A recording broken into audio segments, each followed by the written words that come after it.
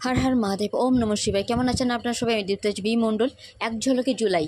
প্রথমেই বলি, ভয় পাওয়ার এখানে কিছু নেই, কিন্তু তবু মেডিটেশন করবেন, মানে প্রাণায়াম করবেন, ধ্যানে মগ্ন হবেন, মন্ত্র জপ করবেন, তাহলে দেখবেন যে কোনো নেতিবাচক শক্তি থেকে আপনারা দূরে থাকছেন। অক্টোপাস অক্টোপাস অক্টোপাস এই মন্ত্র জপ করা আপনাদের জন্য ভালো হবে। যে কোনো রকমের টক্সিক রিলেশনশিপ থেকে আপনারা এই টাইম থেকে মুক্তি পাবেন, নতুন কিছু লাইফে শুরু হবে। আর হ্যাঁ, হেলথের ইস্যু থাকবে, তার জন্য আস্তিনা আস্তিনা আস্তিনা এই মন্ত্র জপ করলে আপনাদের জন্য ভালো হবে। যারা হেলথের ইস্যুতে প্রবলেমে ভুগছেন তারা ডক্টরের পরামর্শ ও মেডিসিন নিন, আপনাদের জন্য ভালো হবে। পড়াশোনায় মন একটু লাগতে মানে কঠিন হবে, অলসতা ঘিরে ধরতে পারে। ব্যবসা কিংবা চাকরিতে মন হয়তো নাও লাগতে পারে, তবু সুইচ করবেন না।